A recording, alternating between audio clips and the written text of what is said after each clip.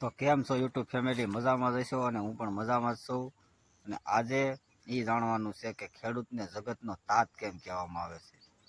કારણ કે ખેડૂતને જગતનો તાત એ માટે કહેવામાં આવે છે કે જો સૌ પ્રથમ આપણે પહેલાં તો જાર અથવા બાજરી અથવા તો ઘઉં કંઈ પણ બી વાવે એની પાછળ મહેનત કેટલી કરે ને એ તમે જુઓ.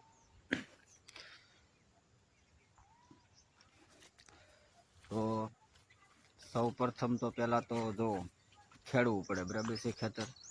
ખેતર ખેડવું પડે, ખેડે પછી પડવું તૈયાર કરે, પછી એમાં રોટાવેટર હાંકે, રોટાવેટર હાંક્યા પછી પાળા બાંધે, પછી એમાં વાવે. માનો કે ઘઉં વાવ્યો હોય તો ઘઉં વાવ્યા અથવા તો બાજરી વાવી, તો ઉદાહરણ તરીકે બાજરી જ લઈ લો. તો એમાં વાવે એટલે એને પહેલાં પાણી પાવું પડે, પાણી પાઈ પછી પાછું ખાતર નાખવું પડે, ફરી પાછું પાણી, પાછું ખાતર, પછી રાતનું પાણી વાળવું પડે, દિવસનું વાળવું પડે, નીલગાય ભૂંગળા રોજ આ બધાનું ધ્યાન રાખવું પડે. રાત્રે આખી રાત જાગવું પડે, પછી આવું બધું કરવું પડે. એ છતાંય તે જો એને વરસ જો ફેલ ગયું હોય તો એ એવું કહે કે આવતા વર્ષે પાછું કાંઈક કરીશું એમ. અને કોઈ બી બિઝનેસ કરતા હોય ને એને જો મહિનાની એક મહિનાના પગારની કદાચ ખોટ આવી હોય ને તો એ સુસાઇડ કરવા મળે, અવળું પગલું ભરે ન હોય એવું કરવા મળે, અથવા આમ તેમ. અને ખેડૂત આખું વરસ હારી જાય ને તો એમ કહે કે વરસ હાર્યા છે, ભાવ થોડા હાર્યા છે. એટલે એટલા માટે કહેવામાં આવ્યું છે કે ખેડૂત છે એ જગતનો તાજ છે, બરાબર. એટલે આમાં બહુ બધી મહેનત કરી. ખેડૂત પુત્ર બનવું કંઈ રેઢું તો નથી, કારણ કે આમાં બહુ બધી મહેનત કરવી જ પડે. જુઓ તમે, આ કાંઈ બધું એમનક ન થાય. અને જો આ યાદ ચડી ગયું, બોર ખાવા હોય તો હાલો જુઓ,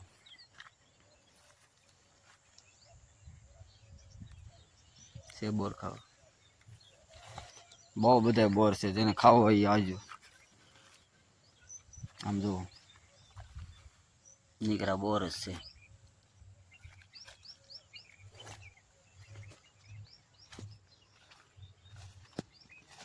અને વાડીની તો મોજ જ કાંઈક અલગ હોય હો ભાઈ, મજા જ આવ્યા કરે વાડી, કાંઈ ઘટે જ નહીં.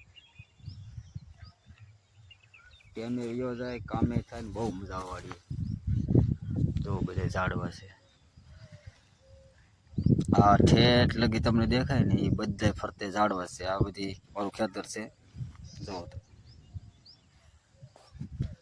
એટલે મજા જ આવ્યા કરે ટૂંકમાં એમ,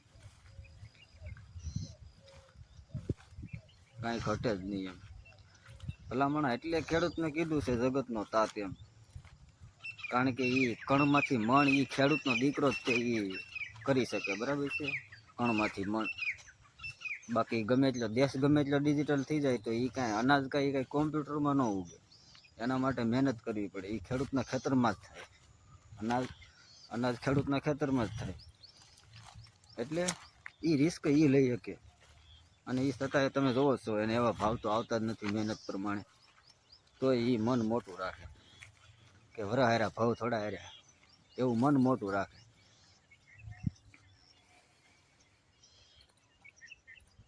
જુઓ તમે,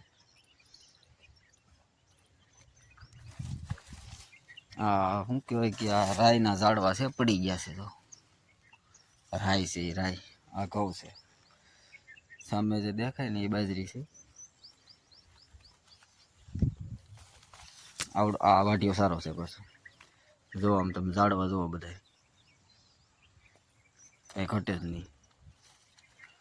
ઘઉં જુઓ, ઘઉં અમારે ઘઉં વણ છે પાછા છે. એટલે કાંઈ ઘટે જ નહીં, મજા જ આવ્યા કરે વાડી. એટલે ખેડૂત દીકરો થવું એ કંઈ નાનું થોડું છે.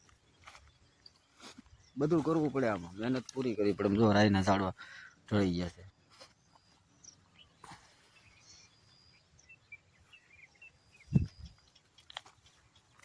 કેટલી મહેનત કરવી પડે.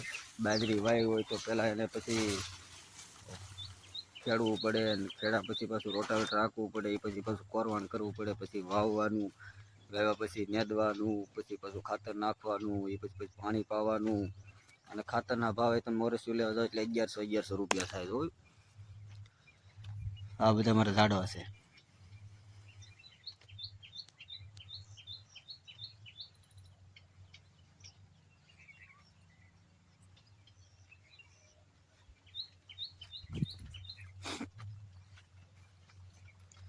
આ શિયાળાની ટાઈટ ઠંડી કેટલી પડે તોય તે બધું કરવું પડે, પાણી વાળવું પડે.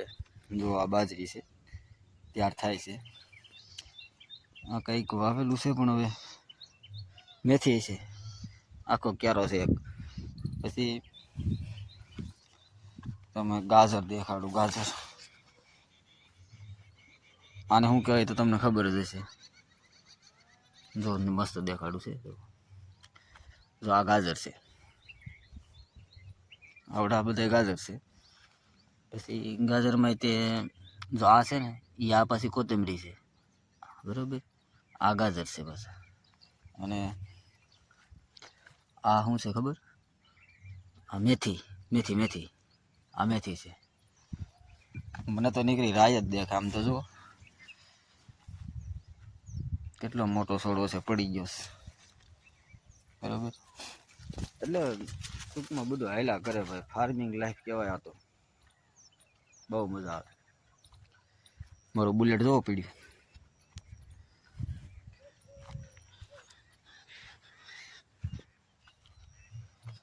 જો આ ડુંગળી છે, આ ડુંગળી છે, કાંદા કે નહીં. અને આવડો છે ને આ લસણ છે, આ લસણ છે, બરાબર. આ છે સણ્યા, બરાબર. એટલે આવું બધું છે, હાયલા કરે બધું. આ મારું બુલેટ પીડ્યું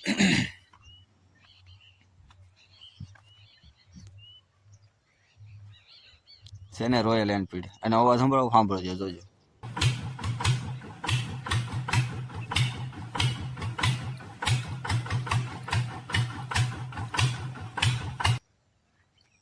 તમારે કવો જોયો? તમે કવો કર્યો તમે છે મસ્તનો. જો છે આ મિત્ર છે ને જુવાર છે, પાકે છે હજી તો વાર લાગશે થોડી.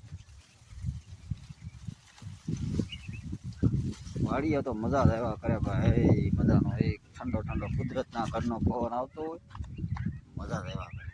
અને હું ખેતર આવીને ફુવા આવી જાઉં ને તો સુઈ જાય ને 12 કે 1 વાગે કે 2 વાગે સુઈ જાવ ને તો 5-6 વાગે ઊભો થાવ, એટલી નીંદર આવે.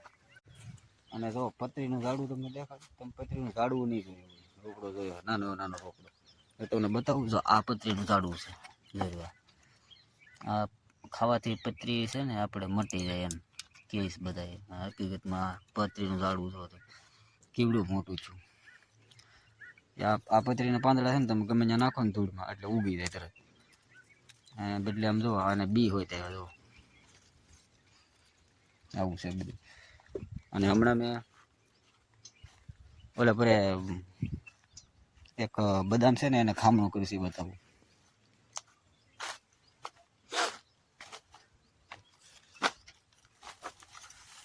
ખામણું કરીને પાણી પાયું, જો નારી બદામ.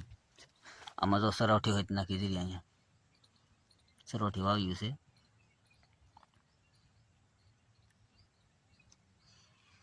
મેં કોઈ ઉગી જાય તો છે જો.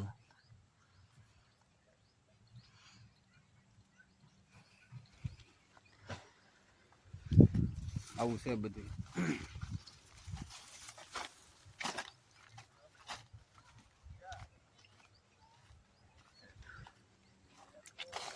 જો આ હરી નાળિયેરિયા, સીતાફળ, દાડેમ ને જમરૂખ ને બધું છે. આવડે આંબા અલા શું કે નહીં, ગુંદા છે. આ બધા ગુંદાના છે ઝાડવા, બધા આંબા ગુંદો છે. આ નાળિયેરી ને કેળું હમણાં બહુ આવ્યું હતું. 2 લૂમું તો લઈ લીધું. આ બધા આંબા છે.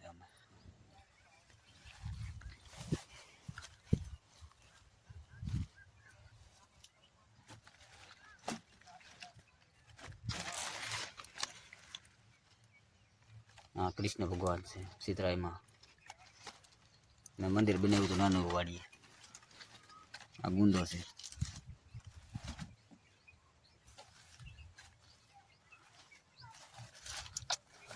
આ રહ્યો ટાંકો. બાકી બધા ઝાડવા છે ઠેઠ લગી. મજા આવ્યા કરે. વાઢિયા સારો જો.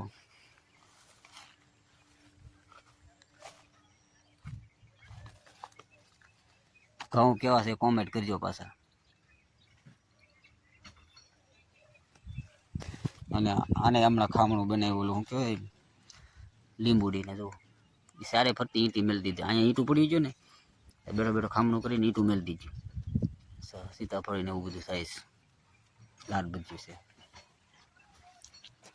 આ રહ્યો આંબો છે અહીંયાથી. કેવડું પાંદડું જોવો મોટું જબર.